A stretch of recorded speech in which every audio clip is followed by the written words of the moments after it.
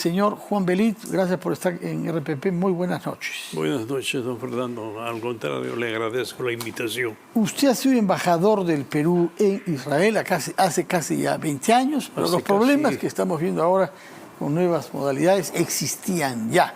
Y particularmente en el año 2005, cuando usted era embajador del Perú allá, hubo el retiro israelí de la Franja de Gaza. El por entonces poderoso primer ministro Ariel Sharon decidió retirar toda presencia israelí de la Franja de Gaza y retirar obligándolos a los 800 colonos israelíes que se habían instalado ahí. Esto no significó naturalmente que se diera autonomía plena a la franja, porque no tiene ejercicio de sus fronteras, ni aeropuertos, ni puertos. Y Israel aseguró también una zona que bordea la frontera como zona de exclusión militar. Pero el gesto de Sharon en la época fue un gesto bastante radical y polarizó a la sociedad israelí, ¿no? Evidentemente, no solamente eso, sino que Sharon siempre ha sido calificado como un halcón. Efectivamente había pertenecido al ejército, había sido general en el ejército, había combatido en el Líbano y después tuvo él una actitud muy fuerte, muy contundente contra los palestinos que estaban en Cisjordania, llegando a poner un carro de guerra a la entrada del cuartel general de Yasser Arafat, la célebre Mucata. Que no podían abrir las puertas, con lo cual dificultó la salida de los militantes y los milicianos de Al-Fatah que estaban dentro de la Mucata. Este es un hecho y es un episodio interesante porque ese personaje de esa radicalidad y de esa posición después toma una posición mucho más progresiva, detiene el avance de los colonos que empezaban ya a habitar en la Franja de Gaza y avanzar hacia el territorio palestino. Sufre él, digamos, embates de la misma ultraderecha israelí. Los ortodoxos suelen decir que era un traidor a la patria, que era un personaje que estaba contra el espíritu del sionismo. Y esto se llegó a tal extremo que las mismas Fuerzas Armadas sintieron una conmoción. En la medida, y yo puedo terminar esto, don Fernando, en la medida de que el mismo ejército tuvo una posición contraria a la de Sharon y se temió hasta una guerra civil. Finalmente ahora, no resultó eso. Por entonces no había sucedido nada comparable a lo que tuvo lugar el sábado pasado, en el que se ha registrado la más grande cantidad de israelíes muertos de la historia del Estado, es decir, desde el año 48. En ninguna de las guerras han muerto 1000 israelíes en un solo día. Y esto no ha sido hecho por un ejército regular, sino por un grupo terrorista, con armamento y con tecnología un poco primaria, ¿no? Jamás existía ya, pero estaba evolucionando hacia lo que es ahora, porque nace como un movimiento social y religioso. Algunos dicen que fue incluso alentado inicialmente por Israel y Estados Unidos para debilitar a la autoridad palestina, pero ahora estamos frente a un grupo que ha sido capaz de perpetrar un acto inapelablemente terrorista. Sí, ciertamente jamás existía como movimiento, digamos, ligeramente armado, pero principalmente como movimiento político que recogía las inquietudes, las solicitudes, las condiciones de vida bastante precarias que tienen en Gaza. Usted sabe que Palestina está dividido en dos áreas, la Cisjordania, que le suelen llamar el West Bank, y por otro lado está Gaza, que tiene una densidad poblacional tal vez la más alta del mundo. En esta región y en esta zona, con estas características, le ha sido muy fácil a Hamas ir desarrollando e ir radicalizando la posición. No hay que olvidar una cosa que creo que es importante que nuestros televidentes lo sepan, que Hamas ha estado muchas veces, hasta llegó a tener un conflicto armado con Al-Fatah, que es el movimiento del gobierno y es el movimiento de Abu Mazen, que es el que dirige la autoridad palestina. Y estos conflictos internos han ido tomando cada vez mayor profundidad. Nunca en la historia de Israel se había dado un operativo de esta envergadura, de esta contundencia y de este derramamiento de sangre, y también hay que añadirlo, de esta crueldad, como ahora se está dando las condiciones casi preparatorias para un baño de sangre que se realizaría también de parte de Israel.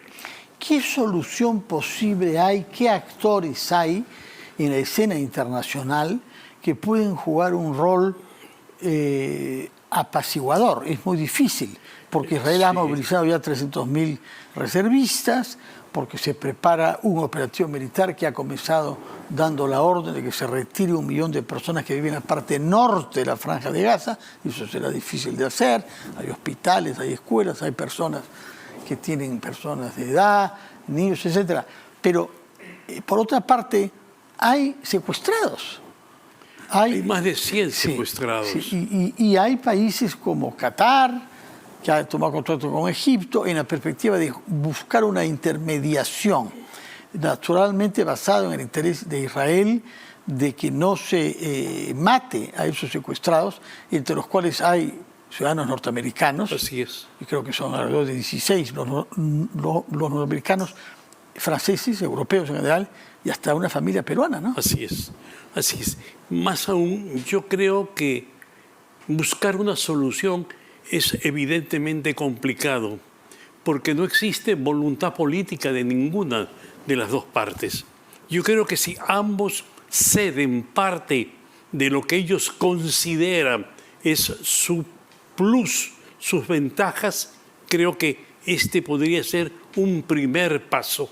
El mismo hecho del ultimátum que ha lanzado Benjamín Netanyahu, cuya posición de extrema derecha dificulta las negociaciones, porque dentro de Israel hay un sector progresista que, entre otras cosas, le critica a Benjamín Netanyahu una serie de acciones en el Poder Judicial, como restarle poder a la Corte Suprema y que ese poder se le adjudicara al gobierno central, situación que llegó a cuestionar el gobierno norteamericano.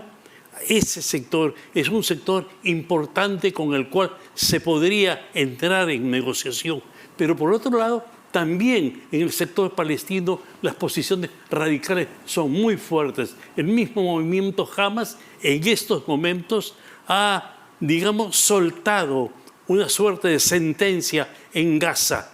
Si se quedan, mueren, y si se van, los matamos. Porque está dificultando la salida del millón 200 hacia el sur, porque en el norte de Gaza es donde están ubicados principalmente los centros neurálgicos y estratégicos de Hamas, donde tienen las armas que les han entrado. A ellos les han entrado por medios de túneles y de cuevas, y ellos tienen una frase y dicen: por aquí entran desde misiles hasta cigarrillos. Obviamente también entraban alimentos y las armas, que todavía no está muy claramente cuál es el autor y quién es el fabricante de las armas. Se dice las armas que las califican de Qassam por la distancia. Hay Qassam 1, Qassam 2. Qassam 1 tiene 125 kilómetros, Qassam 2 tiene 220 y el más grande, que es el Qats, tiene una distancia de más o menos 280 kilómetros. No, que es más de lo que se necesita en un país pequeño. En un país pequeño, Israel, ¿no? Donde, como usted ha dicho, es muy precario la fabricación, pero la fabricación ha sido hecha. Es un poco el interrogante que se tiene con instrucción de Irán. Irán habría ayudado en la construcción, en la fabricación de armas, y también está la presencia de Hezbollah, este movimiento libanés que en la frontera del Líbano con Israel está también penetrando para distraer al ejército israelí. Ahora, mientras usted era embajador allá, visitó Israel Mario Vargas Llosa, que era desde mucho tiempo antes un conocido amigo del Estado de Israel. Sobre todo, como él mismo lo ha dicho, cuando Israel era criticado en el marco de la Guerra Fría por los aliados de Moscú. Así es. Él siempre, al menos desde los años 60, que recuerdo yo, él tomó la defensa del derecho de Israel a existir en fronteras seguras. Él estuvo en París cuando la guerra del 67 y también en Europa cuando la del 73.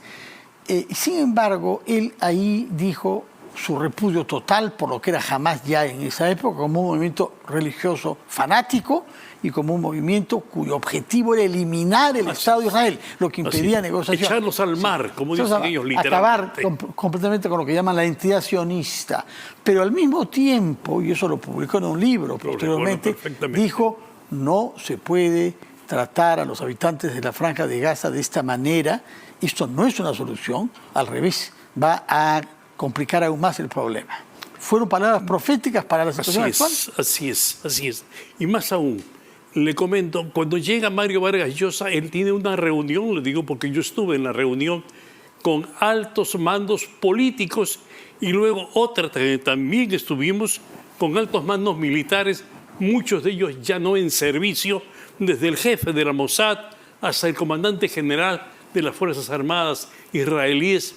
Y él habló y explicó, llamó un poco a la reflexión, etcétera, etcétera. Y escribió su célebre artículo publicado en El País, donde narra la historia de Israel. Es una historia épica, una historia histórica, una historia además cargada no solamente de heroísmo, sino de sacrificio del pueblo israelí. Y pone, recuerdo hasta textualmente, las 3 o 4 líneas en la frase de Mario Vargas Llosa, y Mario Vargas Llosa dice, pero no hay que dejar de lado también los derechos que tienen los palestinos, porque este ha sido su territorio, que en el momento de los previos, los años 48, el Imperio Británico no supo repartir adecuada y equitativamente.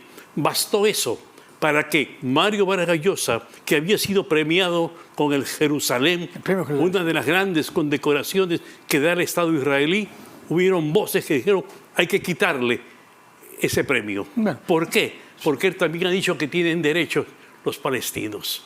Ahora bien, ¿en qué situación queda la autoridad palestina? Usted ha recordado que la autoridad, que tiene su sede en el norte, es decir, en Cisjordania, en la ciudad de Ramallah, no tiene relaciones en realidad con el Hamás ni con la Franja de Gaza, donde perdió las elecciones y donde no es deseado por la autoridad local, que es el Hamás. Si bien no han habido elecciones de hace más de 15 años, ¿no?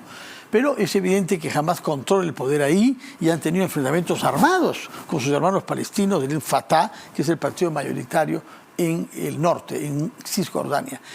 ¿Qué margen de acción tiene la autoridad palestina? Porque hasta el momento se sabe que haya tomado pocas declaraciones el presidente Mahmoud Abbas. Sí, bueno, Mahmoud usted llama a Abu Mazen, que era su nombre seudónimo, su nombre de guerra, ¿no? Es. Bueno, Abu Mazen ya planteó su posición y ha dicho que Hamás no representa a la autoridad palestina. Evidentemente, Hamás no representa al pueblo palestino. Hamás es un movimiento que tiene gran parte de respaldo, sobre todo de Gaza, porque también hay que decirlo, la autoridad palestina medio ha dejado de lado a Gaza. Gaza es un área muy pobre, como habíamos dicho, densamente poblada, no hay fábricas, ellos viven de la agricultura, una agricultura incipiente, ellos viven de la pesca, una pesca rudimentaria, y sus limitaciones son muy altas, pero más aún la pobreza que hay en Gaza es una pobreza que bordea el 60% y 48% hay de desocupación. En este escenario, el rol que tiene la autoridad palestina es muy relativo, y yo hasta me atrevería a decir, no tiene en absoluto competencia en Gaza, y aún en la misma zona de Cisjordania ha perdido credibilidad, ha perdido respetabilidad, ha perdido legitimidad. Por la corrupción también que se les atribuye respecto de las donaciones que reciben, ¿no? Por supuesto que se recibieron desde la época de Yasser Arafat y que se destinaron muchas veces de manera arbitraria. Y hoy día está hasta en juego, creo que en este momento está hasta en tela de juicio el Estado palestino. Es decir, todo el mundo se pregunta qué hace el Estado palestino, y yo creo que hay una gran interrogante que podría ser motivo de un conversatorio con varios expertos. El tiempo no tenemos. Pensar qué va a pasar. Sí, hay una pregunta que quiero hacerle. ¿Cuál es el papel de la ONU? El señor Antonio Guterres, secretario general, ha hecho alguna declaración pidiendo naturalmente el respeto a los derechos fundamentales y repudiando el acto terrorista. Pero también hay ahí silencio, y que yo lo sepa, no ha sesionado el Consejo de Seguridad ni siquiera.